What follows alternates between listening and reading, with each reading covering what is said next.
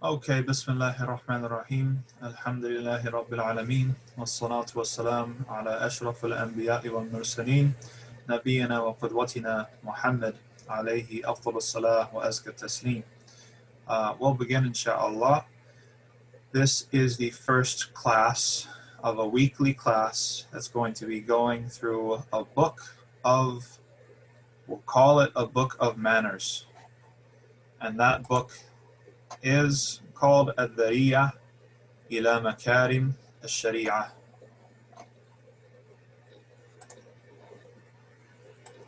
Written by the Shaykh, the Allama, al-Raghib, al-Asfahani.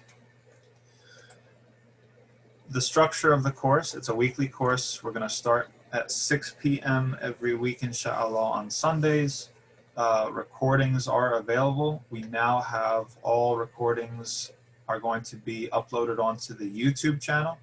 If you don't know where to find the YouTube channel for the masjid, then you can simply go to the Facebook page of the masjid and find the YouTube channel. It's a post that's pinned to the top of the newsfeed. So if you ever miss a class or you want to see the other classes that we're offering, that's where you would find it.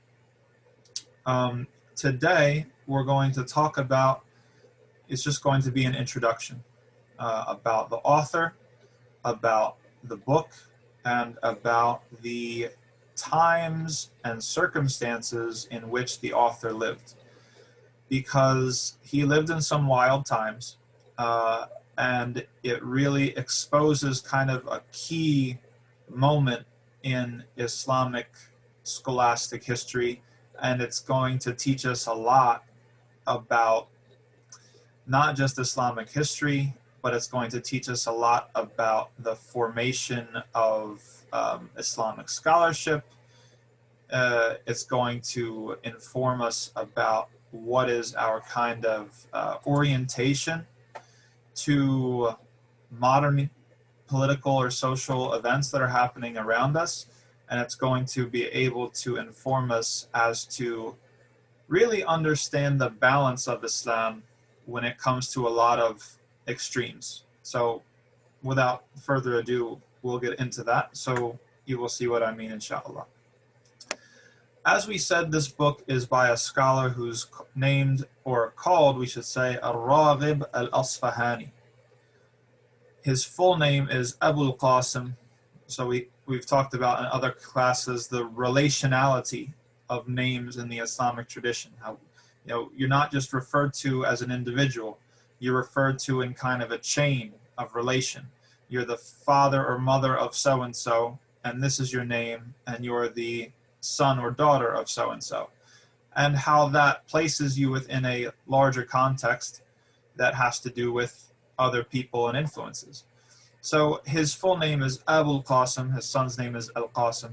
His name is Al-Hussein, the son of Muhammad, the son of Al-Mufaddal, al-Raghib al-Asfahani. So despite that extensive name, he's simply known as al-Raghib al-Asfahani. Has anyone ever heard of this guy before?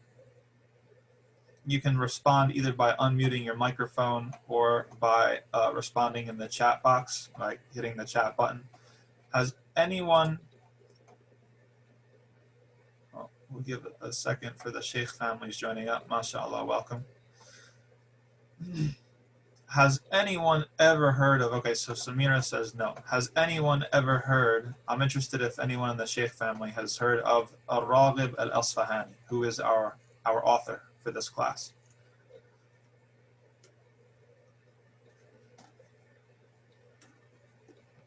No. That's good, because I would be shocked if any of you had heard of him. Al-Raghib al-Asfahani is kind of like a scholar's scholar, right? He's like the opposite of, in the women's class, we're reading from Imam al-Nawawi.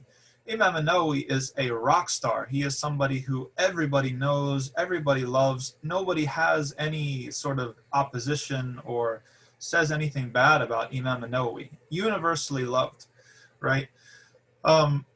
Al-Raghib al-Asfahani is the opposite, not in the sense that he was universally despised, but in the sense that he was virtually unknown, both in his times and after. very little is actually even known about his biography. If you read his biography in any of the famous books of biography like al-Dhahabi's Sir or many of the other ones, you'll find that he's going to mention a lot of different possibilities. No one's really sure what date he was born or what year he was born in, and nobody's really sure when he died. And in between is even more filled with uncertainty. But how we know, okay, so there's two things. Why? How is this possible? Well, how is it possible that we can study a book by a sheikh that is kind of unknown about the details of his life?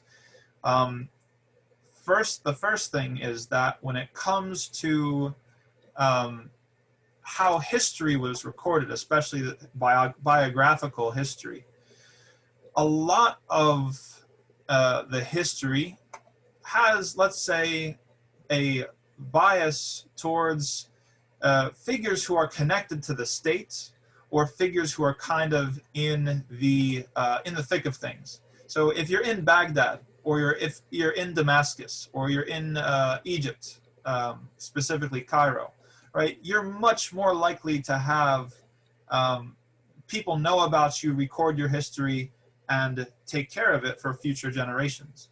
Al-Raghib al-Asfahani lived in Asfahan, in what's today Iran, as his name indicates, which was at the time kind of a backwater of Islamic knowledge. So because he was so peripheral, there wasn't a lot of state action going on. It wasn't the seat of power for the political entity at the time. So he was kind of out of sight. And then on top of that, he was someone who, from his personal moral code, refused to have anything to do with the government, right? So you had some positions that were government positions, to be the official mufti, the official teacher of this school, the official qadi. And al-Raghib al-Asfahani was the kind of person that refused all of that. He preferred to be unknown. He preferred to keep a low profile because he probably thought that that was better for his religion and his independence. And that's a common theme that we see in the biographies of the scholars. So how do we know enough about him to trust him as a person that we should study from, as somebody who is worth kind of delving into their material? We know al-Raghib al-Asfahani because of the books that he left behind. And even though many of his works were lost throughout history, especially after the Mongols sacked Baghdad, the works that remain reveal a scholar of immense erudition and ability, specifically in the Quran and in the Arabic language. So some of his well-known works to anybody who studies Islam formally, he has a book that's extremely beneficial. I have it right here in the office. It's called As-Siraj fi Bayan Mufradat al-Quran. So it's a small book, and what it does is it goes from the beginning of the Quran to the end, and it has all of the difficult vocab words, the words that you wouldn't know as an Arabic speaker, even like from common usage. He has the entries and then the definitions and examples to elucidate the meanings of kind of all of the difficult vocab of the Quran, which is an extremely useful book. He has a tafsir. He has a work about the theory of tafsir. He has books in Arabic rhetoric and eloquence, particularly a book called Afanin al-Balagha, which I actually also have in the office here. And he has this book, which is remarkable because it is very, very tied, like closely follows the Quran. Al-Raghib al-Asfahani, any sort of principle, any sort of technique that he brings up in the book, he's always backing it up with the Quran. So we can tell from his works that he was a master of the Quran, a master of the Arabic language. And so the works that have survived until today, they continue to be studied and continue to be taught throughout the centuries. So that's about him. That's what we know about him, and that's kind of about this work. we really should go into his life and times, or I should say the historical moment is a better way to put it, that he lived in. Because as I mentioned in the very beginning, it's going to elucidate a lot of things for us for the moment that we live in as well. So because al-Raghib al-Asfahani was kind of unknown, his life, he didn't really leave behind any students, this sort of thing. After he died, a lot of people accused him of different various things and heresies. The most significant thing that he was accused of was something called i'tizal. I'tizal refers to a heresy of a group within Islamic history known as the Mu'tazila. And understanding who the Mu'tazila were and what their kind of ideology was is going to be beneficial for us. And we'll see that shortly, inshallah. So what were the Mu'tazila about? The Mu'tazila were concerned, they believed in a kind of hyper-rational revisionism of Islam. What does that mean? What we mean by a hyper-rational revisionism is that these were people that believed that there were kind of intellectual proofs or facts that came before and preceded revelation. Okay? So their main problem, or the main problem with them, was that when it came to interpreting the Quran and interpreting the Sunnah, they were constantly trying to take the raw material of the Quran and the Sunnah and make it fit inside of the ideas that they had already, the conclusions and assumptions that they had already formulated ahead of time. Okay? Anybody who does scientific research, right, this is the opposite of how for example, the scientific method is supposed to work. You're supposed to have a process, a method, and you're supposed to follow then the evidence to whatever conclusion you're led to. Well, this is kind of the opposite. This is choosing a conclusion and then kind of selectively cherry picking the evidence to match and back up your conclusion. Why is this significant historically? There's not a whole lot of this group around today, because the three main branches of Ahl Sunnah, right, or what we think of as Islamic theological schools, the Athari school, the Ash'ari school, and the school of Maturidiyah, they all arose or were at least kind of formalized in response to this movement. And this movement actually got political power. This is part of the movement that was responsible for Imam Ahmed being imprisoned and tortured and so on and so forth. Why do we bring all of this up? What's the point? It's just this kind of complicated history and a lot of philosophical speech.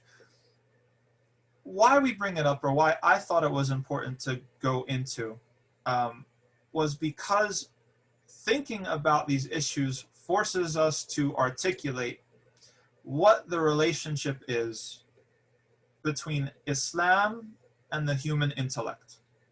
This is something I was telling the ladies in the ladies' class on Thursday, that a lot of times when our children come to us, especially our teenagers, they come to us with very, very difficult questions.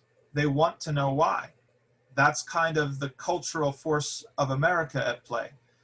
We're taught to ask questions. We're taught to ask why things are the way they are. We're taught to challenge authority and to challenge conventional thinking. So a lot of times these kinds of questions make us nervous, and they make us kind of maybe jump to the conclusion that, oh no, my child is kind of thrown into this doubt, or my child is maybe even on the verge of leaving the religion or getting involved in something else. And so we respond to the questioning in a way that doesn't satisfy the questioner. we respond with sort of these exhortations. Well, we just believe because this is Allah's command, and we submit to Allah's command, and we have to have faith, and these sorts of things. All of which are true. All of which are true in and of themselves. However, Islam has a lot more to offer a person who asks questions and a person who's seeking answers than kind of these other answers that stop the line of questioning. So in Islam, there is no conflict between the intellect and the revelation. And we know that for several reasons. One of them is that Allah is constantly appealing to our intellect in the Quran. How many times does Allah say in the Quran about وَهُمْ لَا يَعْقِلُونَ? He says about the people who disbelieve, he describes them as people who don't use their reason, people who aren't seeing things clearly, who aren't understanding. Allah also used وَلَا يَفْقَهُونَ بَلْ هُمْ قَوْمٌ لَا يَفْقَهُونَ. No, there are people who do not understand. So understanding and using our intellect is something that Allah actually commands us to do. In Surah Al-Mulk, the people of the hellfire actually regret and lament the fact that they didn't use their reasoning in order to arrive at belief. They said, وَقَالُوا لَوْ كُنَّا نَسْمَعُ أَوْ نَعْقِلُ.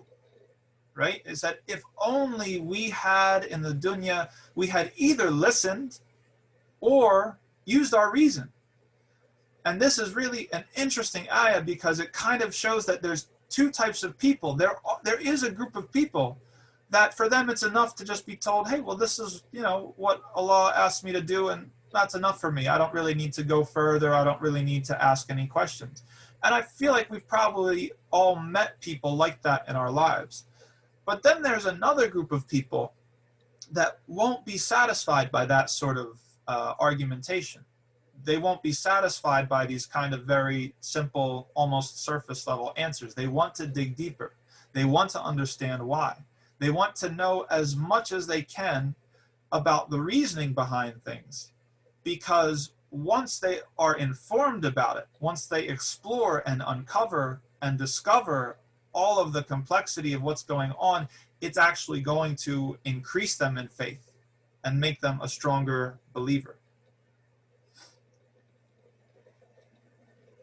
So this is why talking about all of this, in my opinion, is very important, because people essentially accused al-Raghib al-Asfahani of this heresy because he was somebody who strongly believed in the intellect, and he strongly believed in Islam's support and accounting for the human intellect. And we're going to see that all over this book. One of the reasons why I chose this book to teach manners and etiquette, and there's a lot of books out there that teach manners and etiquette and kind of self-reform, is that the author, al-Raghib al-Asfahani, he does two things that most other books don't do.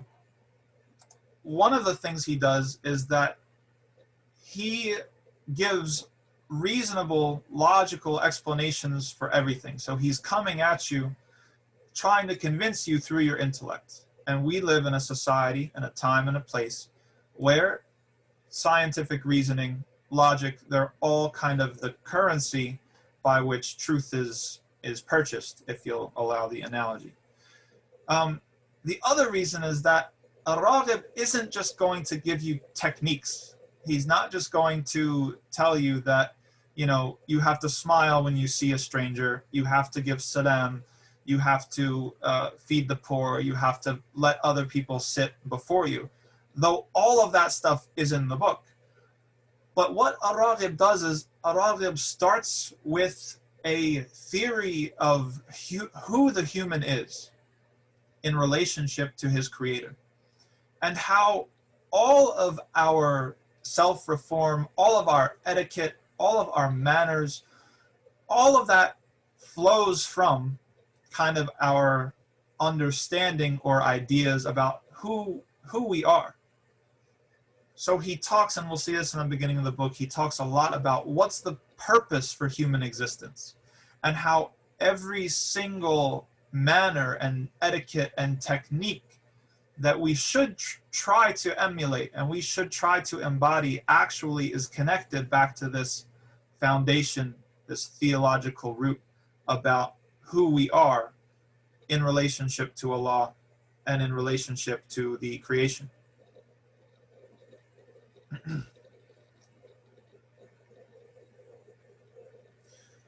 So it's not necessarily going into it's not necessarily worth going into all of the different distortions of the group called the Mu'tazila, but there's a few that are well known. The idea that the Quran was created, for example, the idea that all of the names and attributes of Allah were kind of empty signifiers. And you might think, how could they come to these kind of egregious, outrageous beliefs? Well, we talked sort of about before about their kind of process. And so they imagined that if we say that Allah is merciful, let's say that Ar-Rahman means the most merciful, and we find that there are people in the creation that are also merciful, then this is kind of making a likeness between Allah and his creation, and that likeness is not appropriate. And so those names that Allah told us in the Quran, they must not mean what they seem to mean. They must be a symbol for a larger mystery, a larger theological or mystical mystery, right? The same thing with the Quran. They reason that if the Quran wasn't created, then it must have been, then it would have had to be eternal. And there's nothing eternal except for Allah, and therefore it had to start at some point. Anybody who's interested in these kind of finer points, we can always talk about it another time. But suffice it to say, it's enough for us to know that this was their kind of methodology. These were the kind of beliefs that they and conclusions that they came to. And it was a very, very galvanizing moment in Islamic intellectual history because it provoked a wave of responses from all different sectors of Islamic scholarship from all over the Islamic world.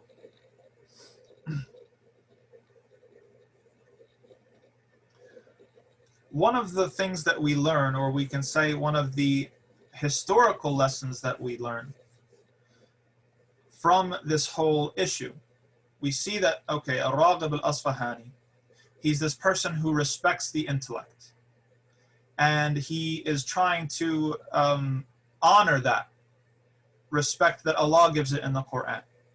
And then at the same time he's living, there's this other movement, this kind of heretical movement, that kind of seems to resemble what he's about, what he's doing. They also honor the intellect, but they go too far, they go too extreme.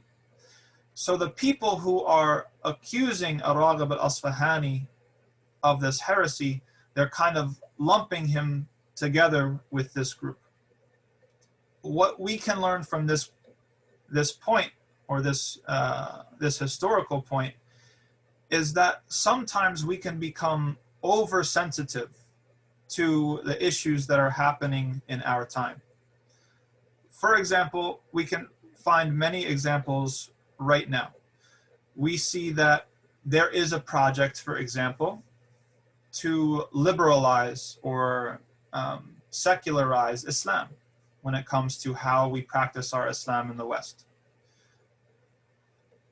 And many times the language that project is carried out with is a language of tolerance and mercy and things like this.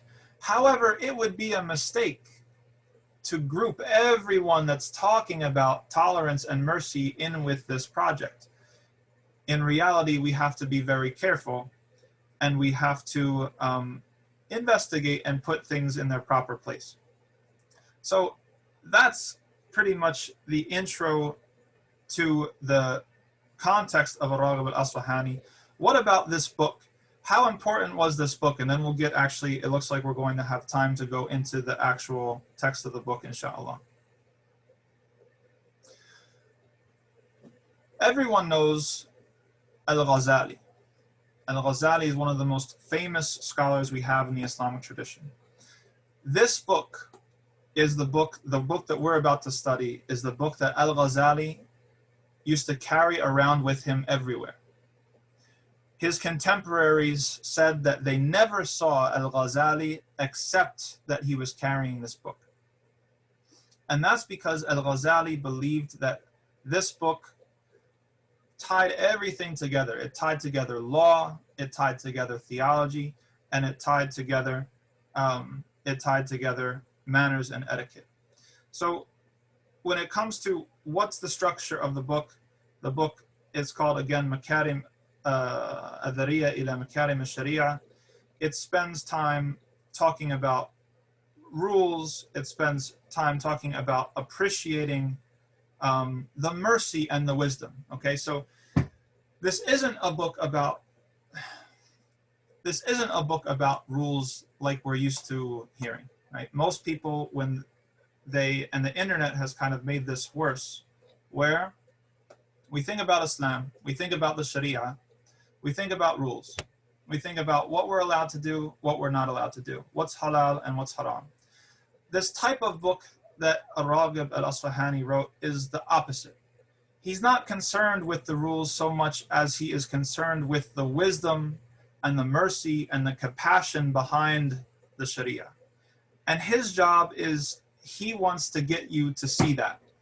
And he wants to get you to realize that all of these things that Allah has given us in terms of rules and regulations are really coming from an immensely loving place, a place of immense wisdom and concern and consideration for our nature as human beings. And we talked about this, most of you were present for the class last night, but so forgive me for being redundant. But we talked about how compliance to the Sharia and its rules all stems from this organic faith that grows in the heart. When you love Allah, when you feel inspired by Allah and inspired to worship Allah, compliance becomes automatic. If somebody is not in compliance with anything in Islam, whether it's their fasting or their prayers, whether it's issues of clothing or meat or what they eat and drink, it's almost as if we approach the issue as if all we had to do was give that person some information and that will make everything better. No, you can't do this. This is not permissible. No, you have to do this. Didn't you know that that was wajib? It's fard. It's something that is an obligation. Of course, the times we live in, we know that this doesn't really work. Why doesn't it work? Because people are really suffering from the place of faith. They're really suffering from a lack of wanting to comply in the first place, or caring about complying in the first place, or realizing who Allah is, that his rules and regulations should be followed at all. Which is why our other class is so important, but we'll get into a little bit of it with this class too, understanding who Allah is and understanding what our purpose is and what our nature is in relationship to Allah. So al-Raghib al-Asfahani, he has an introduction to the book. He talks about what is the purpose of life? What is the human purpose on this earth? I'll throw the question to you. You can either unmute yourself or you can type in the chat box. What if you have a teenager, a thoughtful, intelligent teenager like many of you have, and he's really struggling and he comes to you, what is the purpose of human life? Why are we here on this earth? What would you say to them? How would you respond?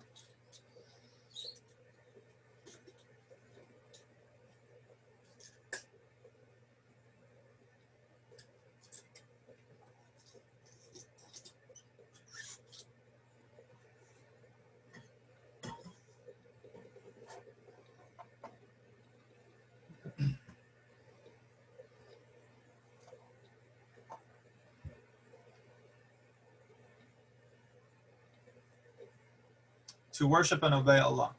Very good, Sheikh family. That's the answer that everybody gives. And it's true. Everybody knows the ayah in the Quran, right? وَمَا خَلَقَتُ الْجِنَّ وَالْإِنسَ إِلَّا لِيَعْبُدُونَ. That's true. Are there any other answers though? Because if I tell a teenager, if I told my teenage self, my 16, 17-year-old self, oh, the purpose of life is to worship Allah and obey Him, that wouldn't convince me. I'll be honest. I would not have been impressed with that answer. Very good. Samira brings something else to the table. My daughter asks me, why does Allah need to be worshipped? You should tell her, Samira, that is it Allah that needs to be worshipped, or is it we that need to worship Allah? Because Allah is al-Ghani. And this is something we're going to get to in Saturday's class. Part of the meaning of al-Ghani is that He is free from need. So somebody who comes and thinks this is some petty sky god, this is some Zeus figure, this Allah that needs us, these people on earth, weak people, short lifespans, that needs us to worship Him, right? It's a misunderstanding of who Allah is. You see all the associations and all the assumptions about who Allah is, that Allah would need us to worship Him. Like He needs, as almost like He's narcissistic, a'udhu billah, or that He needs to feel good about Himself or important, right? So you see how this whole constellation of misunderstandings about Allah leads to that question. But if you understand that Allah is al-Ghani, He is the self-sufficient, and He is al-Wadud, He's the most loving, and He is al-Hakim, He's the most wise, then you come to a different question. Is that, oh, Allah doesn't need us to worship Him, but Allah's the one that created us, as well as this mind and this heart, and just like everything that we make, human beings, appliances, tools, cars, have regular maintenance, He has obligated upon us our regular spiritual maintenance. He's told us that, okay, if you want to maintain a strong relationship with the one who created you, this is what you have to do. You're in need of it. Doesn't Allah say in the Quran, I believe in Surah Taha, whoever turns away from His remembrance, then he will have a life, Allah describes it as dank, which can be translated as just a restricted, arrested, unproductive, stressful existence, right? So we're the ones who need it. Allah doesn't need our worship. He couldn't, it doesn't benefit Him at all. But we're the ones who need it. So let me know what your daughter says after you give her that response. Ali says to have a meaningful, personal relationship with Allah. Yes, that's there, to have a meaningful, personal relationship with Allah. Yes, that is one of our purposes. That's true. That's true. It wasn't the answer that I had in my head, or the one that al-Raghib al-Asfahani mentions in his book, but it is true. Al-Raghib al-Asfahani, because it's flashing on my screen that we have 6 minutes left and I want to get to questions. He gives us 3 purposes, and he backs it all up by the Quran. Why humans are on this earth, why we have the life that we have to lead. And I'm only going to give you one, and we'll cover the other one next time, inshallah. Just to, first of all, give us a taste. Second of all, leave time for questions. And third of all, to explore the kind of different results or consequences of the answers we give. Because I guarantee you, and before I read this book, that was the answer that I would give to anybody. Someone asked me, what's the purpose of life? I said, the purpose of life is to worship Allah. Easy. But look at the different consequences of the answers that we give. So one of the purposes that al-Raghib al-Asfahani gives is khilafa on earth, right? Allah says in the Quran in many different places, one of them in Surah Al-Baqarah, that He has intended for us to become His successors, as a translation, on earth. What does it mean to be a successor of Allah on earth? It has a lot of responsibility tied to it. To be a successor of Allah means that we're kind of in charge of maintaining and looking after this creation until a certain time comes when Allah is going to take that responsibility away from us, right? So you see how one of the answers to worship Allah is correct. It's backed by the Quran. And it produces a certain list of imperatives or things that you should do. It's like, well, okay, so if your purpose is to worship Allah, then the things that you have to do, you have to pray, you have to fast, you have to cover yourself right, you have to do this and that and the other. But for the person who's asking because they feel uncomfortable with all of those rules, with all of those rituals, it leads to circular logic, right? They're kind of looking for an answer to, why do I have to do this? And then the answer is kind of, you have to do this because you have to do this. That's your purpose. And then the person who's in doubt is like, that doesn't make any sense to me, or that doesn't satisfy what I was trying to get at. However, now look, we've responded with a different, equally true response that's also backed up by the Quran. Your purpose on earth is to be a successor to Allah and to look after, be a steward of this creation for the time that you are able. And that produces an entirely different constellation of required actions, of orientation towards the universe, of responsibility. It gives people a role, right? There's kind of this, it gives people an interconnectedness, because it's not just about our obedience, our kind of personal obedience or compliance with Allah and His rules. It's now something social. Now we're talking about I'm supposed to be Allah's successor here. I'm supposed to maintain Allah's order in the creation. I'm supposed to use my free will to manifest Allah's will and what He loves while I'm on this earth. Well, that gets me thinking about my brothers and sisters. That gets me thinking about my parents and elders. That gets me thinking about the youth. That gets me thinking about my community, the people I see at the gas station, the people I see at the grocery store, right? So this type of thing is what al-Raghib al-Asfahani is trying to do. He's trying to really dig deep and provide these kinds of responses to these questions that are going to come from multiple angles, that are going to satisfy the intellect of a human being, even if they might be a little doubtful. So we only have 1 minute and 30 seconds left. Anybody have any questions about anything related to what we talked about or not? You can now, and the environment. Yes, very good. Thank you. Oh, how did I neglect to say the environment? Excellent. Yes, what are your responsibilities to the environment? What are your responsibility to animals? What's your responsibility? We could go on all night. Very good. Anybody have any questions before our time is up about anything, related or unrelated?